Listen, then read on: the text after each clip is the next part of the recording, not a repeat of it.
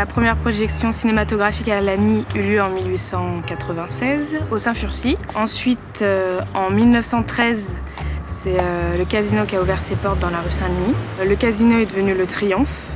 Parallèlement, donc, j'ai appris qu'en 1914, c'est le théâtre de Lagny qui a ouvert ses portes dans la rue du Château-Fort où on se trouve. Et en 1925, il est devenu le Royal.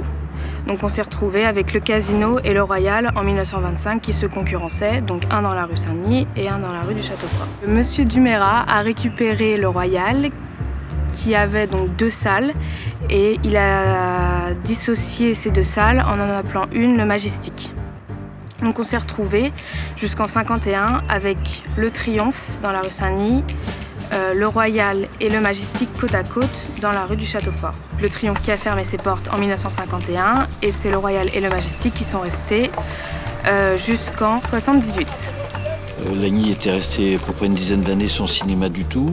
Et puis il y a un peu plus de 20 ans, la ville avait décidé de construire un cinéma avec 3 salles. Et c'est un exploitant qui a repris les 3 cinémas pendant quelques années et qui l'a repris dans des conditions assez difficiles parce qu'à ce moment-là, la concurrence est montée. Il y a eu les cinémas de Disney, les cinémas de B2. Puis à un moment donné, il a déposé le bilan, il a fait faillite avec son cinéma. J'avais un adjoint, un garçon qui est extrêmement dynamique, fou de cinéma, qui s'est déclaré prêt à reprendre le cinéma. La personne qui était là auparavant avait un cinéma qui périclitait et l'opportunité s'est présentée de le reprendre, voilà, avec quelques amis de Lagny, voilà, et la mairie a été un partenaire primordial dans cette opération.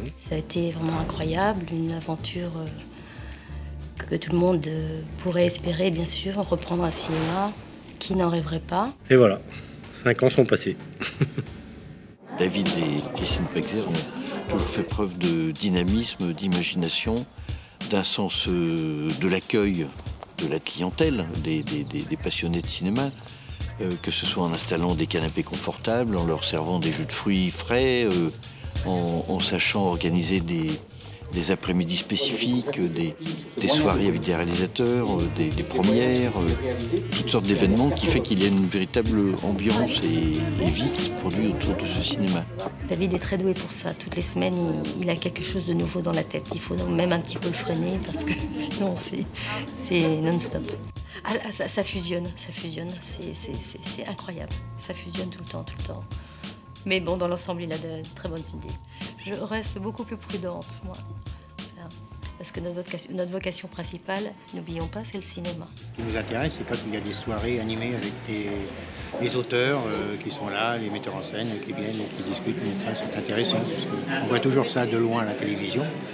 Mais là, au moins, on participe entièrement au débat, à la suite du film qu'ils ont produit. C'est 2 choses différentes. Les avant-premières et faire venir une partie de l'équipe du film. C'est 2 choses différentes. Les avant-premières, c'est tous les distributeurs, quand ils décident de le faire, il n'y a pas de problème pour l'avoir. Nous sommes très friands depuis le début et ça marche très bien. Et les gens sont très contents des avant-premières parce que les gens aiment bien voir les films la veille ou le dimanche de la sortie. Donc ça fonctionne très bien à Lagny et on est très bien situé là-dessus. Lorsque l'on reçoit une équipe, par exemple, là comme Clo-Clo, une équipe de tournage, soit un réalisateur, soit des acteurs. En général, je prépare un dîner, soit souvent au cinéma, et voilà, donc ils sont le plus souvent agréablement surpris. C'est vraiment un travail d'équipe là, entre mon épouse Magali, qui est mon assistante, voilà, les projectionnistes qu'on a eu au fur et à mesure, tout le monde, enfin tous les gens qui travaillent ici, se sont toujours impliqués un petit peu comme si c'était une entreprise familiale, ce qui est le cas. Et le fait que ça soit familial permet quand même de travailler un peu plus, avec plus de chaleur. Je suis de Lagny, donc je vous dis, mon petit cinéma entre guillemets de quartier, je l'apprécie. J'aime son ambiance parce que c'est pas comme dans les multiplex, c'est un peu plus convivial. C'est aussi un cinéma qui est encore à échelle humaine, entre guillemets. Il n'y a pas trop de monde, ça reste avec une bonne dimension. En règle générale, on n'attend pas longtemps. Il y a une bonne qualité sonore, les images sont bien. On est bien accueillis aussi. De là, on a décidé que, bien qu'il fasse beau aujourd'hui, On allait s'enfermer dans une salle de cinéma pour aller regarder un film. Quand les gens nous parlent du cinéma, le mot convivialité revient fréquemment. Le côté cosy aussi, on y dit que bon, on a énormément changé l'aspect du cinéma, on a mis des canapés, j'ai changé aussi le comptoir du cinéma. Bon, tout ça, ça s'est fait progressivement. On a amélioré cet espace. Et les gens nous disent qu'on a réussi à donner une image qui nous ressemble. Bon, c'est très agréable d'entendre ça. Finalement, c'est ce que je voulais. Mais si c'est les gens qui me le disent, ça fait plaisir. L'intérêt du cercle, c'est d'abord que c'est un tout petit cinéma, donc c'est agréable. Et puis familial, et en plus il y a de quoi se garer à côté, donc c'est un avantage non négligeable. Oui, les commodités de parking, et puis il y a aussi effectivement, c'est sympa, puis on voit les films récents qui viennent de sortir dans des délais raisonnables. Et en général, il y a de très bons choix et des tarifs qui sont très bien. Pour qu'un cinéma comme ça fonctionne, il faut qu'on ait les gros films. Parce que c'est important pour faire vivre le cinéma. Au départ, on se dit on va faire un cinéma, on va essayer de mélanger un peu du classique avec des films importants, des blockbusters, etc. Mais au final, on voit bien qu'on est tributaire des sorties de films. Donc c'est en fonction des films qui sont à l'affiche et que l'on peut ou pas avoir, parce que on fait pas comme ça et on a le film. Vous avez des distributeurs en face qui décident de donner des films à des salles ou pas. Des fois, je suis obligé de prendre un film parce que j'ai pas le choix. On me l'impose. Sinon, j'ai pas le prochain de ce distributeur-là. Et le prochain, ça peut être Shrek ou L'Âge de glace. Et si je refuse, je peux pas me permettre de pas l'avoir. Donc, c'est pour ça que des fois, on a des films qu'on veut pas spécialement. Il faut les prendre. C'est le jeu. C'est l'actualité qui va nous dire que voilà, tel film intouchable, on savait que ça allait marcher. Mais de là à dire que ça va faire 18 millions ou les ch'tis, on peut pas. Voilà, il y a des films où on se dit ah ça va marcher, ça va être super, et puis au final ça marche moyennement ou ça marche pas du tout. Il n'y a pas de règle. C'est le spectateur qui décide. On est classé RSA. Déjà ça veut dire qu'on a un certain nombre de films. En arrivant un petit peu à positionner les films, j'ai réussi à mettre un petit film enfant, une ou deux séances, et j'ai pris un film qui est Hasta la Vista, qui est en VO, en flamand, et que j'intercale un petit peu, une séance par-ci, une séance par-là, de façon à pouvoir l'insérer dans la programmation. Je me suis très vite rendu compte que parfois on passait pas les films en bon format, qu'il y avait des problèmes de son, et les projectionnistes semblaient très évasifs sur le sujet. Donc je me suis dit, il faut que j'en sache un petit peu plus, il faut que je fasse une formation pour connaître la technique. J'ai été formée en argentique, 35 mm, et en numérique. Nous avons été je fais partie de la session qui a été la première session à être formée en numérique. J'ai commencé à faire souffrir les projectionnistes. Mais bon, je trouve que par respect de la chaîne en amont, on se doit de passer les films correctement, au bon format, essayer de ne pas les abîmer et essayer aussi de donner le meilleur son que l'on peut. Le boulot avant, c'était donc principalement le mercredi les montages des films.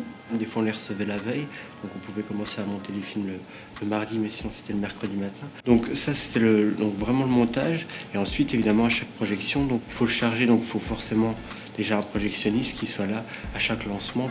Ça prend, on va dire, ça prend à peu près 3 minutes en fait à charger la pellicule et ensuite à l'envoyer en temps et en heure.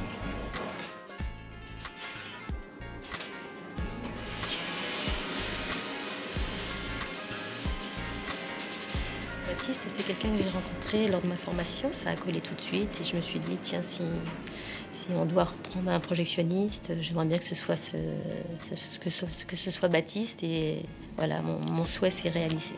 Et maintenant, le numérique, le mercredi, on reçoit les disques durs et on les rend le mardi. Mais là, il n'y a plus de montage physique, tout est informatisé. Donc, ce qui fait on télécharge le film sur nos serveurs. On le crée dans ce qu'on appelle une playlist, ce qui fait que c'est un ensemble de commandes de lumière et de son, qui fait qu'à chaque fois qu'on va lancer la séance, donc depuis notre écran, tout va être automatique. Tous les projecteurs sont maintenant devenus numériques. Ça fait déjà presque 8-9 mois qu'on tourne en numérique. J'ai décidé le 1er janvier d'arrêter complètement la diffusion 35 mm. En 2009, il y a eu le film Avatar et ça a été une révolution cinématographique. Et ça a été très vite pour tout le monde à partir de ce moment-là. Personne n'aurait pensé que ça irait aussi vite. Et là, mon mari David a senti le vent venir. Il s'est dit c'est maintenant qu'il faut qu'on s'équipe. Je me doutais que ça allait aller très vite dans le monde du cinéma par rapport à ce qui se passait, ce que je lisais un petit peu partout. Et je ne me suis pas trompé.